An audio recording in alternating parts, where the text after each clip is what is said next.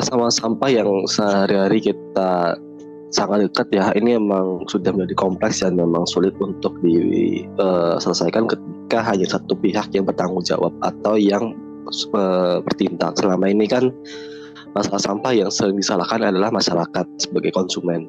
Coba padahal kalau kita lihat di situ ada pemerintah, di situ ada produsen, ada perusahaan yang memang mereka yang mengeluarkan kemasannya gitu lah, yang produksi kemasan. Karena kalau kita lihat jenis sampah yang kita temukan di lapangan, ya kebanyakan antara organik hasil dari rumah tangga atau sampah kemasan yang memang dari manufaktur, itu entah itu sampo, sabun, deterjen, ya kemasan-kemasan yang memang kita beli sehari-hari di retail, supermarket, pasar dan sebagainya.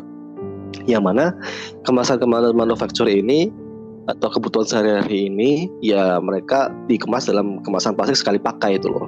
Nah ini jadi masalah, yang sekali pakai ini ketika udah dikonsumsi langsung dibuang gitu kan, dari sekali pakai menjadi saset gitu kan, yang kita temukan di beberapa tempat juga.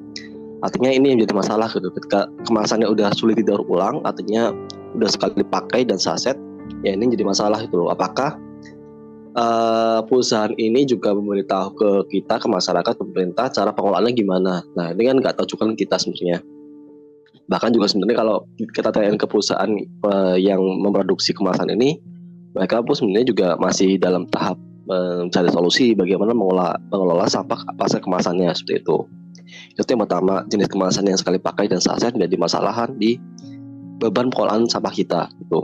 Yang kedua, tidak terpilahnya sampah dari rumah misalnya, atau dari level di RT RW dan sebagainya. Akhirnya tercampur. Akhirnya ketika udah tercampur, pemilahannya justru malah di landfill gitu kan. Itu kan ada yang memilah, kalau enggak ya udah akhirnya tercampur semua, berakhir di TPA gitu.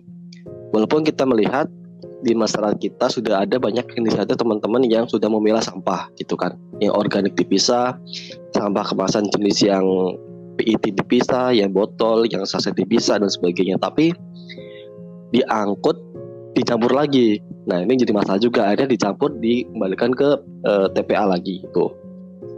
Sekarang udah ada banyak sekali bank sampah kan. Apakah ini menjadi solusi? Ya. Cuma apakah menjadi solusi yang jangka panjang? Belum gitu kan.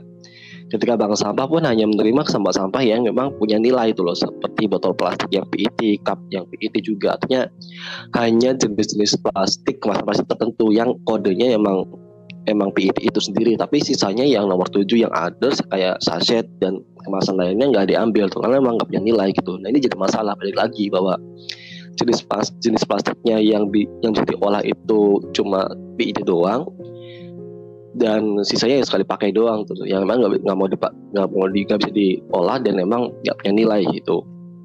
Dan selanjutnya adalah sistem pengelolaan yang tidak mendekati, tidak berdasarkan 3R tadi. Misalnya ya, kalau 3 kan ada reduce, reuse, recycle kan. Kalau kita lihat di sini, kita kayak 3R tuh melihat kayak pilihan aja loh. Aku bisa cuma recycle doang, ya udah aku pilih recycle. Padahal 3R itu tahapan dulu. Yang kita usahakan dulu yaitu reduce-nya dulu, pengurangan dulu, baru reuse. Ketika udah selesai reuse guna ulang, baru recycle gitu. Ini tahapan yang memang yang terjadi sekarang itu yang masih hilang tuh loh. Kita menganggap 3R itu pilihan. Aku bisa memilih 3R yaitu recycle doang gitu ya sekarang terjadi. Tapi yang reduce, yang pengurangan, reuse, guna ulang itu dilupakan tuh loh. Langsung dilompatin, padahal nggak seperti itu. Makanya pengurangan itu penting gitu loh. Kalau nggak ada pengurangan, kalau kita mau memilih recycle atau daur ulang tapi tanpa ada pengurangan, ya itu akan jadi beban juga tuh loh. Ketika melihat kita secara global aja sampai sekarang tingkat daur ulang kita hanya 9-10% tuh loh.